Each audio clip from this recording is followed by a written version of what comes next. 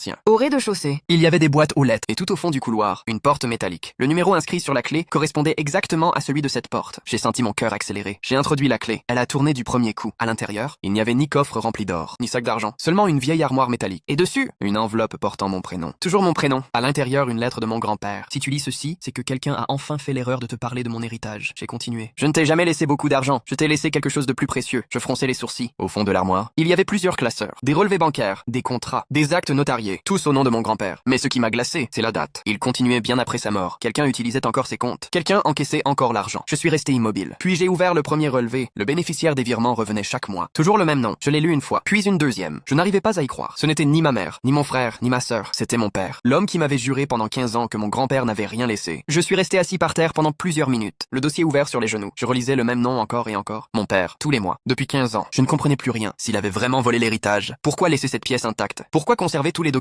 J'ai continué à fouiller. Au fond d'un placard, il y avait un dernier classeur, beaucoup plus fin que les autres. À l'intérieur, une seule feuille. Une convention signée par mon grand-père, quelques mois avant sa mort. Je l'ai lue une première fois, puis une deuxième. Et tout s'est remis en place. Mon grand-père savait qu'il allait mourir. Il savait aussi que j'étais encore mineur. Alors il avait demandé à mon père une seule chose. Gérer tout l'argent jusqu'à mes 30 ans. À une condition. Ne jamais en dépenser un centime. Faire fructifier chaque euro. Et ne me remettre l'intégralité que lorsque je serais capable de vivre sans en avoir besoin. Une phrase était soulignée. S'il court après l'argent, ne lui donne rien. S'il construit sa vie sans attendre mon héritage, alors il l'aura mérité. J'ai senti mes yeux se remplir. Mon père ne m'avait donc pas volé. Il avait gardé le secret pendant 15 ans. Mais une question restait. Pourquoi m'avoir menti? Pourquoi me faire croire que grand-père était mort sans rien? En rentrant, je suis allé directement chez mes parents. Mon père était seul. Il m'a vu entrer avec les classeurs. Son visage s'est fermé. Il savait. Je lui ai posé une seule question. Pourquoi? Il est resté silencieux longtemps. Puis il a fini par répondre. Parce que je te connais, je n'ai rien dit. Il a continué. À 18 ans, tu voulais déjà quitter tes études pour gagner de l'argent rapidement. À 20 ans, tu voulais emprunter pour ouvrir un commerce. À 22 ans, tu voulais tout investir dans un projet risqué. Si je t'avais donné cet héritage à ce moment-là, tu aurais tout perdu. Je voulais lui répondre. Lui dire qu'il n'avait pas le droit de décider à ma place. Mais les mots sont restés bloqués. Parce qu'au fond, il avait raison. J'avais changé. J'avais créé mon entreprise sans cet argent. J'avais travaillé pendant des années. J'avais connu les échecs, les doutes, les nuits sans dormir. Et je m'en étais sorti seul. Mon père s'est levé. Il est allé dans sa chambre. Quelques secondes plus tard, il est revenu avec une petite boîte en bois. Je l'ai reconnue immédiatement. Elle était sur le bureau de mon grand-père quand j'étais enfant. Il me l'interdisait toujours. Mon père l'a posée devant moi. Elle est à toi. Je l'ai ouverte. À l'intérieur, une clé USB, un trousseau de clés et une lettre. Cette fois, écrite de la main de mon grand-père. Si tu tiens cette lettre, c'est que ton père a tenu sa promesse. Je n'arrivais plus à lire. Mes yeux étaient remplis de larmes. La lettre continuait. Ne lui en veux jamais de t'avoir menti. C'est moi qui lui ai demandé. Le véritable héritage n'a jamais été cet argent. Le véritable héritage, c'était de devenir l'homme capable de gagner sa vie sans lui. Je me suis tourné vers mon père. Pour la première fois depuis des années. Je l'ai vu pleurer. Il a sorti un dossier de son armoire. Le dernier. À l'intérieur, tous les relevés des placements. Pendant 15 ans, il n'avait pas retiré un seul euro. Au contraire, il avait ajouté son propre argent chaque fois que les investissements perdèrent de la valeur. Pour respecter la promesse faite à son père. Je regardais le dernier relevé. Le montant était affiché tout en bas. Je suis resté sans voix. L'héritage que mon grand-père avait laissé valait presque 5 fois plus qu'à sa mort. Mon père